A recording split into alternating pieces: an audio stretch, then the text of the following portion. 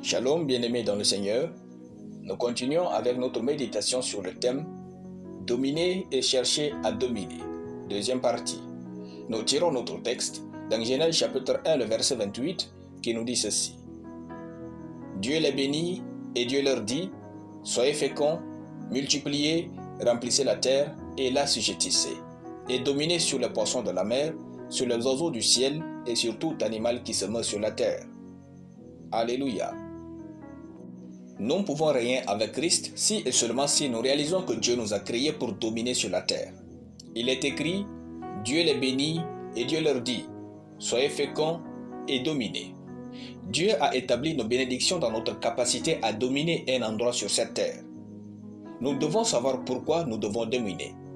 1. Dominer quelque part permet à Dieu d'accomplir ses desseins. Si Joseph n'avait pas dominé en Égypte, Dieu n'aurait pu préserver Israël au milieu de la famine afin de pouvoir faire naître Jésus. 2.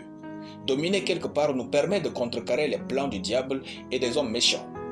Si vous étiez un ou une députée et que la loi approuvant l'homosexualité est en train d'être votée, vous avez le pouvoir nécessaire de vous opposer à cela. 3. Dominer quelque part nous donne de la valeur.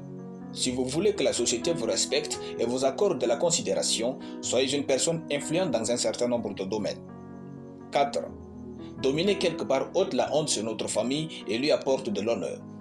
On respectera votre famille si seulement vous réussissez quelque part et vous y dominez. 5. Dominer quelque part protège les nôtres. Personne ne va attaquer votre famille si vous êtes influent dans la société. Par exemple, personne ne peut oser aller boxer la fille de Mike Tyson. Ce boxeur hors norme de catégorie poids lourd va le prendre personnellement et va chercher à résoudre cette attaque sur le ring ou dans la rue. Dieu seul sait ce que Tyson fera à cette personne. Puisque Tyson domine dans la boxe, on ne touche pas sa famille à sa guise. Enfin, dominer quelque part comble le désir profond de notre âme et nous fait vivre avec un but. En effet, Dieu a créé tout homme pour être leader quelque part sur cette terre. Tant que vous n'êtes donc pas leader dans un certain domaine, avec le temps, vous devenez triste. Ne cessez pas de réaliser que la domination sur la terre, dans une certaine mesure, nous a été accordée par Dieu. Qui que vous rencontrez dans votre vie a le potentiel divin de dominer quelque part. Faites donc très attention et traitez bien les autres. La terre est vaste, nous pouvons tous être grands, dominer quelque part et se respecter les uns les autres. Ne laissez jamais votre position actuelle vous faire croire que vous avez le monopole sur tout le monde. Dominez et laissez aussi dominer les autres. C'est en cela que l'équilibre de la création se maintient. Alléluia.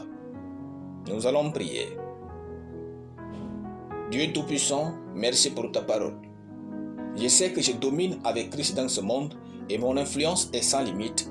Au nom de Jésus. Amen. Soyez bénis. C'était le pain du ciel.